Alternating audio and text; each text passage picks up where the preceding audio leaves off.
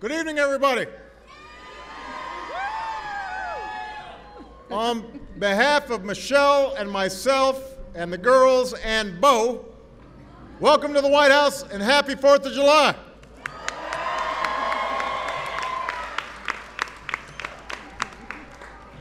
You know, all across our great country today, folks are coming together, decked out in the red and white and blue, firing up the grill, having a good time with family, just like here today.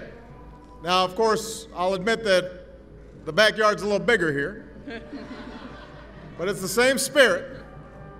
And Michelle and I couldn't imagine a better way to celebrate America's birthday than with America's extraordinary men and women in uniform and your families.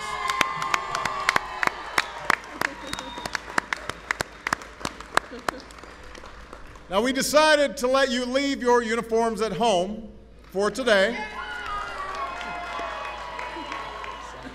Although I have to say, I met a young corporal here who was wearing a black suit. And I said, man, it's hot here. He said, I'm sorry, sir, I know you're my commander-in-chief, but my grandma told me I had to wear a suit. You can't argue with grandma. But we do want all of you to relax and have some fun today. And that also goes for the leaders who are joining us here today, including Deputy Secretary of Defense Bill Lynn,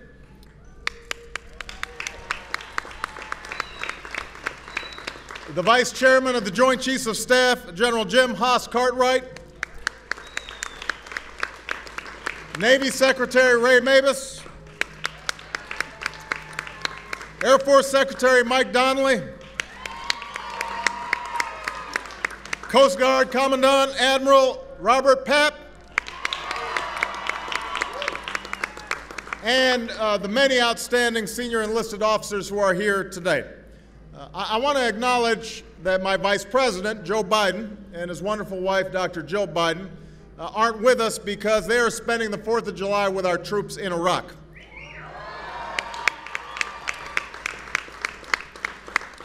And I would add that because of the honor and heroism of our troops, we are poised to end our combat mission in Iraq this summer on schedule. That's thanks to so many of you. Now, this is the day when we celebrate the very essence of America. And the spirit, they're coming. This is the day when we celebrate the very essence of America and the spirit that has defined us as a people and as a nation for more than 2 centuries.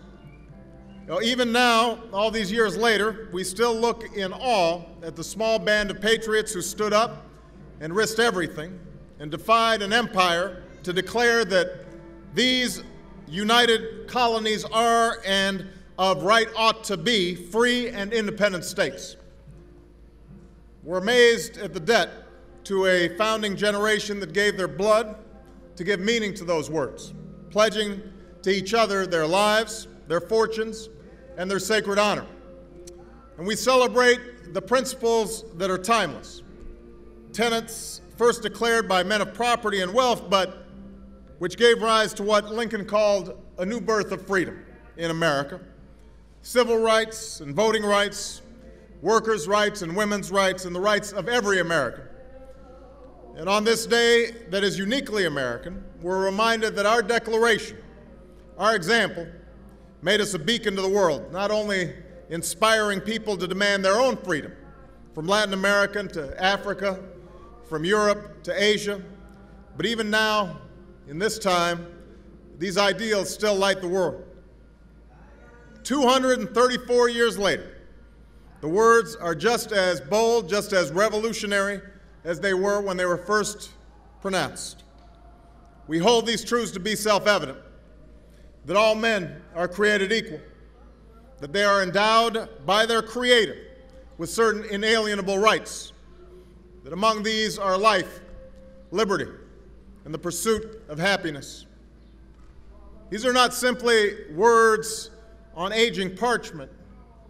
They are the principles that define us as a nation, the values we cherish as a people, and the ideals we strive for as a society, even as we know that we constantly have to work in order to perfect our union, and that work is never truly done.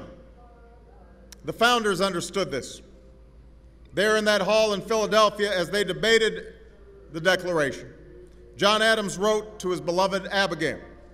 He predicted that independence would be celebrated from one end of the continent to the other, from this time forward forever. But he added, I am well aware of the toil and blood and treasure that it will cost us to maintain this declaration and support and defend these states. So today, we also celebrate all of you, the men and women of our armed forces who defend this country we love. We salute the United States Army,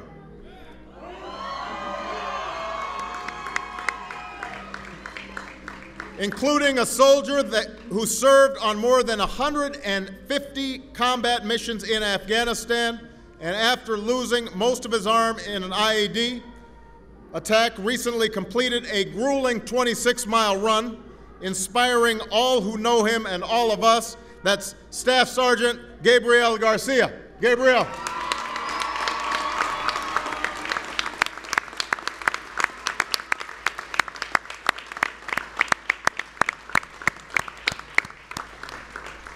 We salute the United States Navy and a sailor who excels in a job few can imagine, but for which all are grateful.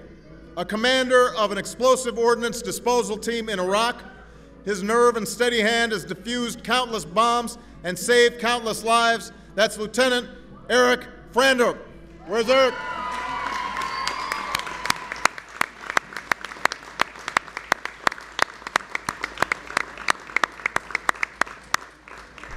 We salute the United States Air Force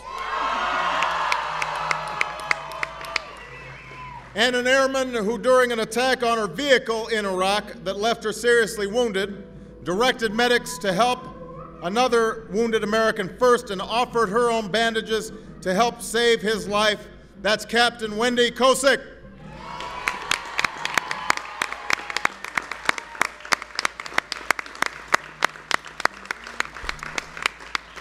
We salute the United States Marine Corps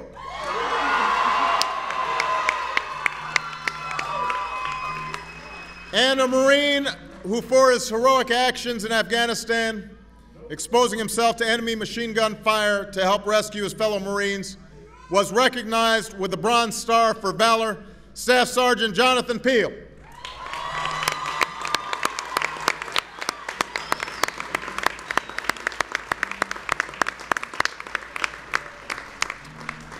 And we salute the United States Coast Guard,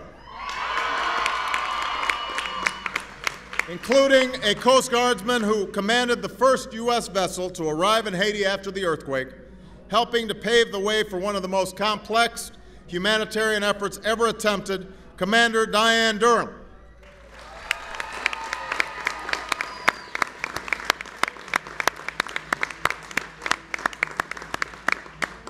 This is the spirit of which Adams spoke so long ago. You are the men and women who toil to defend these states. You are patriots, and you have earned your place among the greatest of generations. Yet on this day, we know that America's journey is not sustained by those in uniform alone. It must be the calling and cause of every American. So let us ensure that our troops always have the support that they need to succeed in the missions we ask of them, and that includes public support here at home. Let us forge a national commitment to support our extraordinary military families, not just now, during war, but at every stage of your lives. And thanks to Michelle and Joe Biden for challenging us to do that. Let us resolve as citizens to carry on the improbable experiment that began more than 200 years ago. Not simply declaring our principles, but living them here at home. Not simply celebrating our union, but always working to perfect it. And here in a still young century, let us renew our commitment to stand with those around the world who, like us, still believe in that simple yet revolutionary notion that we are all endowed by our Creator with certain inalienable rights. So happy 4th of July, everybody. God bless all of you and all our men and women in uniform and your families. And God bless the United States of America.